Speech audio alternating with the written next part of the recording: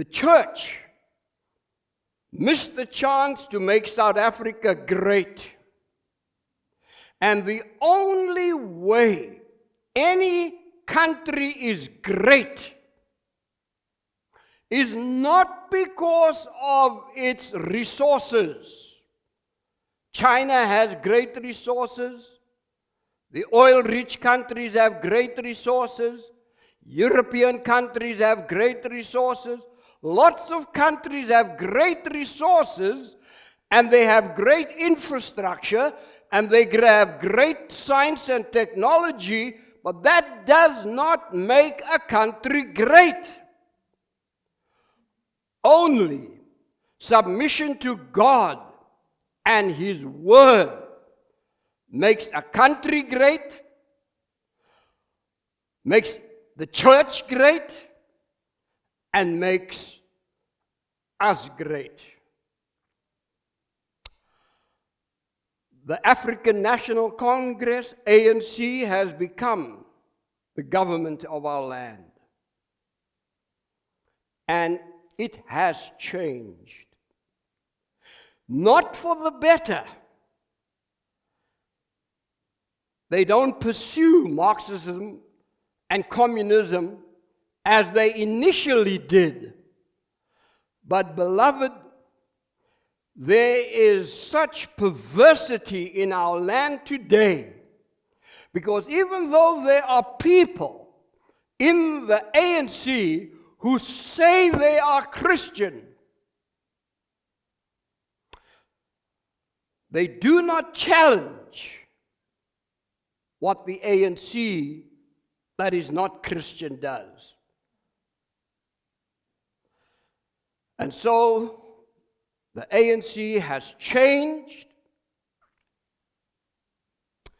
and it is dragging our country into a mess. Not because it is incompetent by virtue of being the government that it is, but it is dragging our country down the gutter because they don't want God. And whenever they make a decision, they put God out and they mock God. And one of their presidents even said that they don't need Jesus Christ to return, because by the time He comes, they will have an overwhelming majority in our land and rule as they please. But I just want to say that Israel was promised greatness embryonically through Abraham. In Genesis chapter 12, God said to Abraham, I will make you a great nation. I will bless you. I will make you internationally country. I will make you such a country that all the other countries in the world will benefit you. Well, in any case, God sent them to captivity first for 430 years, brought them back, and as He was now giving to them, bringing to pass that promise, they came to know Him in the desert as their God. They made an agreement and a covenant, and they said something like this to Him in Exodus chapter 19, all that the Lord tells us we will do. And between them and God, a covenant was made, and God says, I will be your God, and you will be my people. And that's what they were. But 40 years of travel through the desert, as they came to the river Jordan to cross into Canaan, because of what had happened on the road to Canaan. They get to Jordan, and in the book of Deuteronomy, we have here the law repeated to the people of Israel. From Exodus right to Deuteronomy, we have 4 books which cover their experiences and what they knew about God and so on. Now let me just say this. Israel did become a great nation, but for a very short period. That was during the reigns of King Solomon and King David. But after that, 586 BC, Israel has never been a great country. Now, intellectually, we have some intellectual giants from Israel. Technologically, Israel has some giants. But biblically and spiritually, Israel is not great. When they were about to cross into the promised land, Moses said something like this: when you get into the land, don't forget God. Don't forget God. For 40 years you had this relationship with Him where you were up and down and up and down, but God has brought you to the promised land. Now go in, possess it, but don't forget God. You know, South Africa, under the Dutch, and now under the African National Congress, and through the church, has never been great. And the chances of South Africa becoming great, not even politically will they become great. The chances of South Africa becoming great will never happen, because they are moving further and further and further away from God. And they think that we are God and we can do anything that God can do. Well, let me show you this morning what God says about Israel. He says to Israel that you were a great nation, but Israel was a great nation. And listen to what God said in verses 6 to 8, why they were a great nation. Therefore be careful to observe them. That is the commands of God, the statutes of God, and the judgment. Therefore be careful to observe them, for this is your wisdom and your understanding in the sight of the peoples, who will hear of all your statutes and say, surely this great nation is a wise and understanding people. For what great nation is there that has God, the true and living God, the only true and living God, so near to it, as the Lord our God is to us, for whatever reason we may call upon Him? And then in verse number 9, and what great nation is there that has such statutes and righteous judgments as are in all this law, which I set before you this day, says Moses. What we read in those verses, that Israel was a great nation. As they were coming through the desert, they were great, and they reached their real greatness with Solomon and David. Why were they great? 3 reasons are given to us. They were great, firstly, because they have or had the Word of God, which was their wisdom and their understanding. Their wisdom was not wisdom that came from this world. It was not wisdom that they learned from the nations around them. And there were nations around them, and the nation out of which they just came was a great nation intellectually and technologically. Remember the pyramids that they built at that time? Egypt was a great nation. But God doesn't say Israel was a great nation. God says, you, Israel, is a great nation. Because the Word of God in verse number 6 is your wisdom and your understanding. Today we have 66 books in the Bible. Israel only had 4. And it wasn't even written down for them to go into a library or into their bedroom and read it. They had to remember it.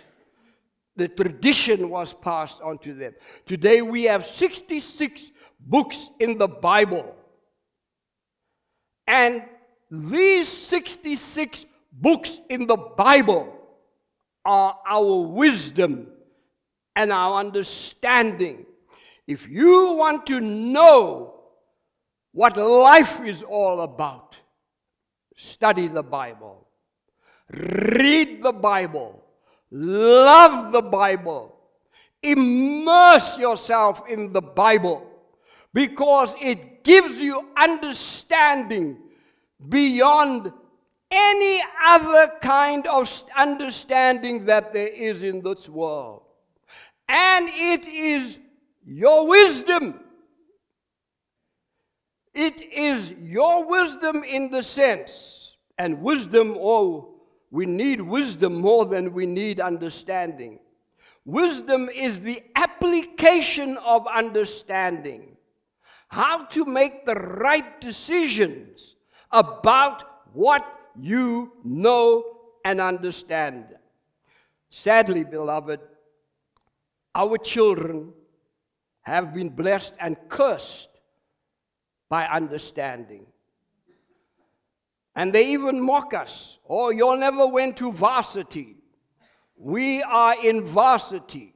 We've gone through varsity. We've arrived. Oh, we have more knowledge than you ever had. But they don't have the wisdom to apply knowledge in a way in which knowledge will benefit them. Beloved, thank God that we as Christians have the Word. We have understanding that is priceless. Sadly, in our schools, the curriculum, they are teaching children knowledge. But it is moving from this word. We could talk a lot about that. They're teaching our children things that are destroying our children at home and at school. And instead of us as parents getting hold of our children when they come from school and ask them, what did you learn? What did the teacher say? We're too busy with life. And our children are learning terrible things. And you know about those things that they are learning about. But we have no time to correct that. Beloved, we are going to suffer. And we are never going to become great people. And the church is never going to be great. And our country is never going to be great. Secondly, verse number 7, Israel was great because the word of God was its wisdom and understanding. Israel was also great because it is the nation that had God near to it.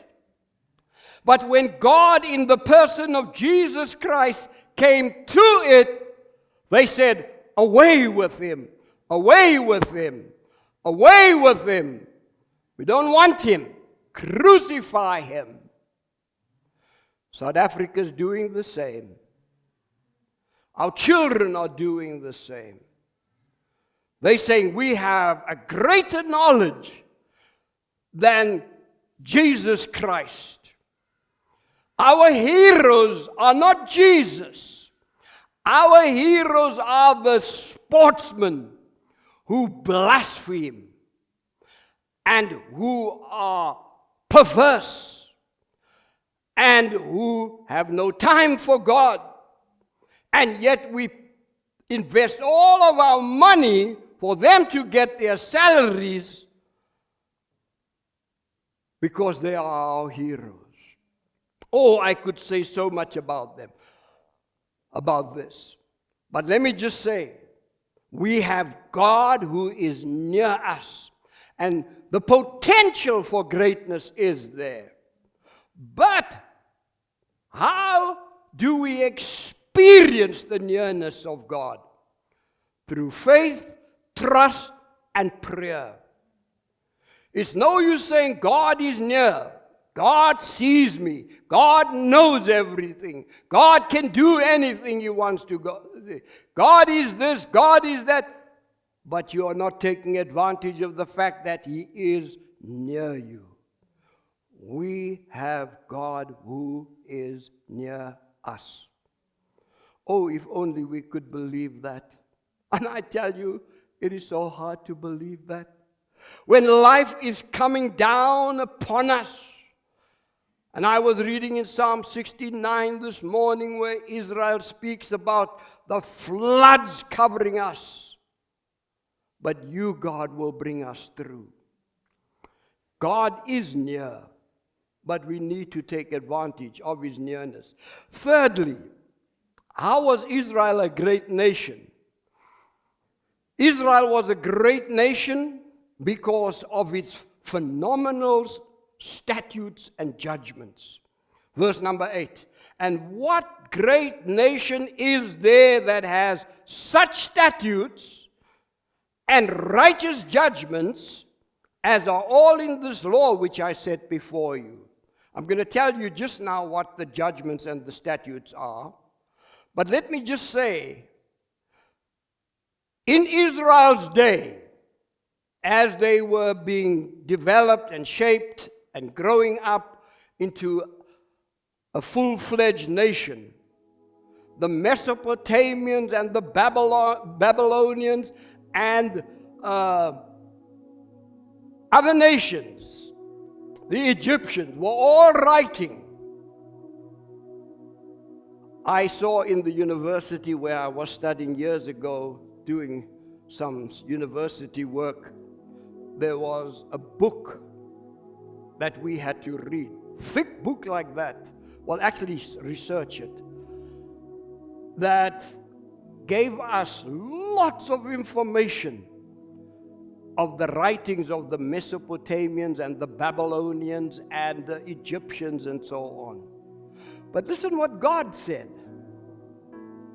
Those people were writing before Israel came onto the scene. And God said, you are a great nation because no one who has entered into the literary field, no nation has a word like yours. The Quran is not a word like our Bible. The Gita of the Hindus, it's not a word like our Bible.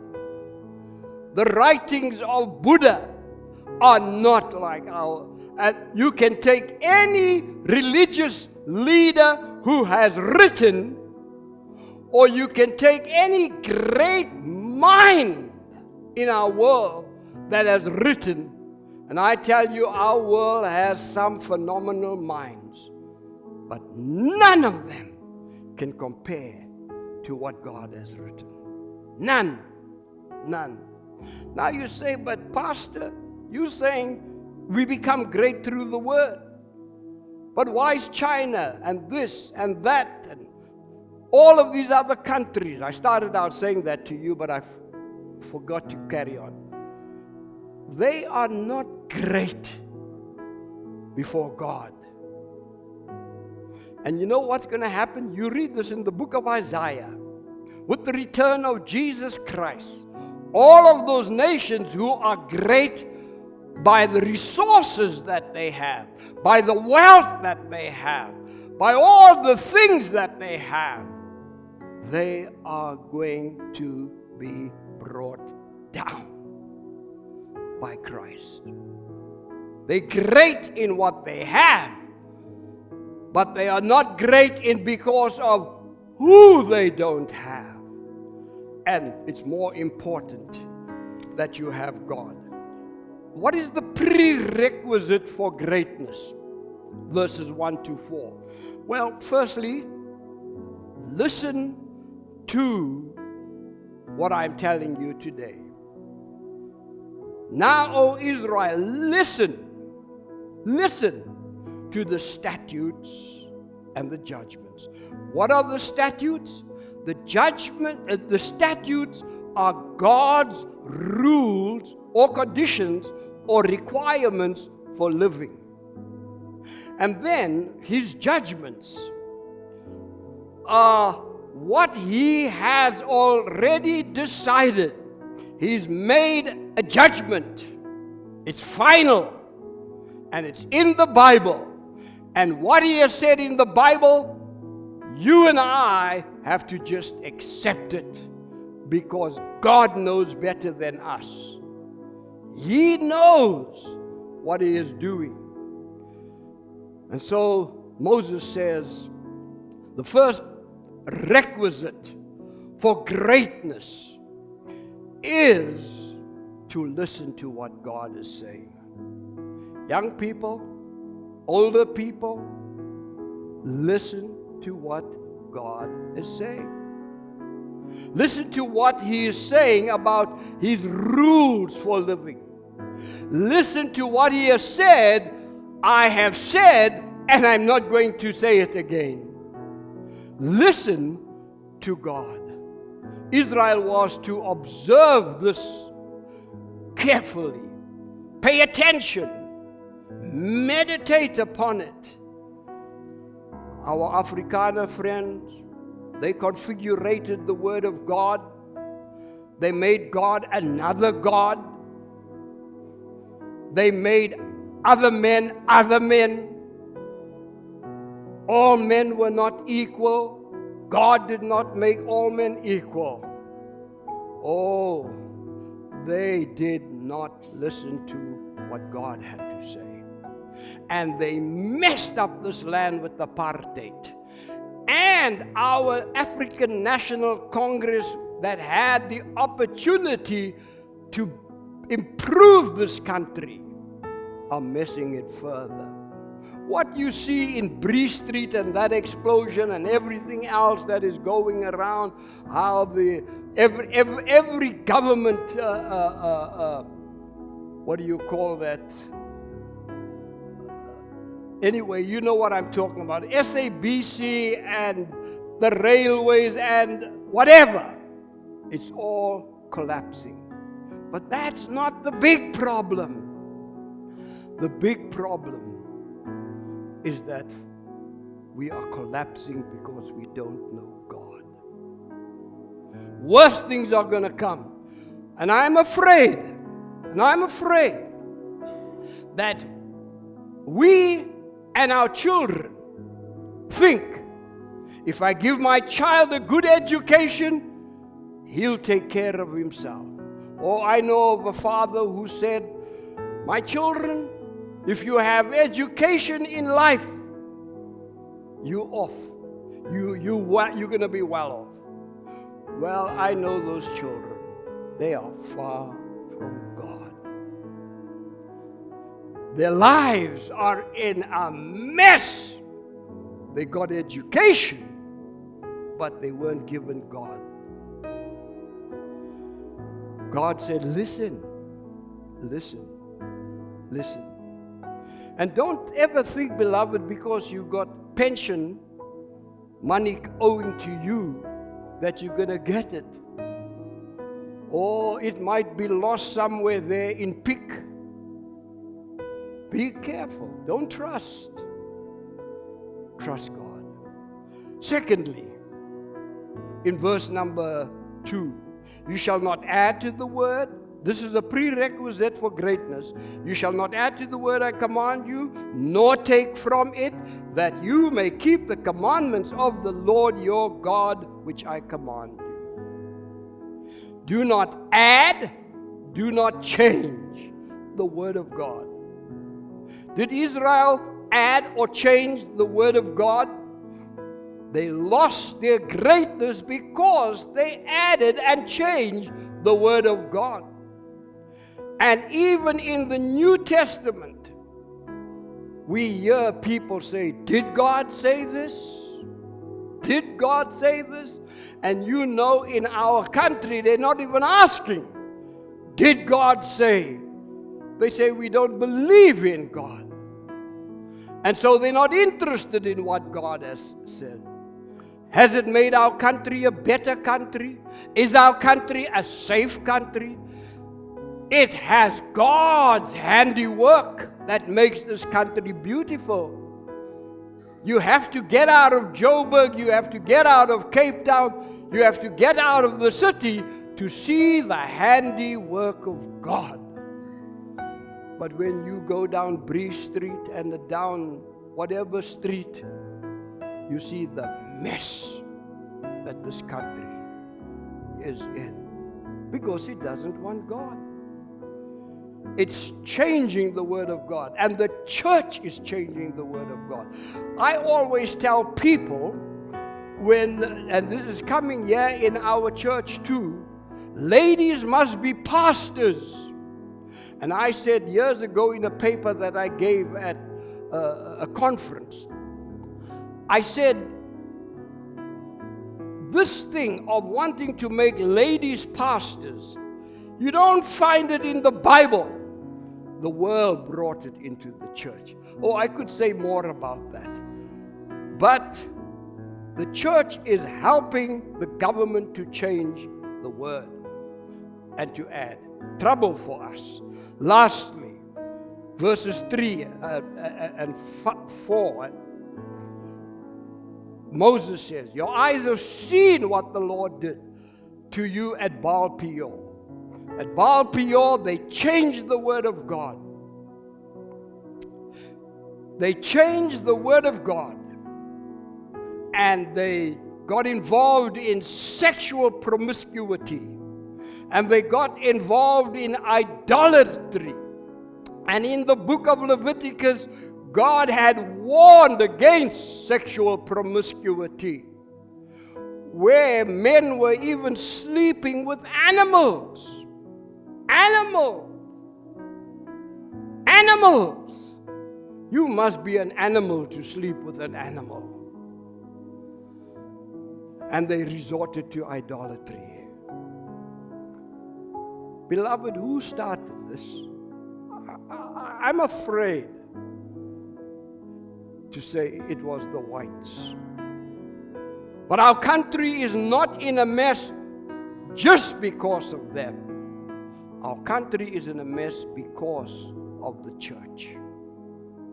Be careful that we don't get caught up in that, because what happened at Baal Peor, many died and they never saw the promised land.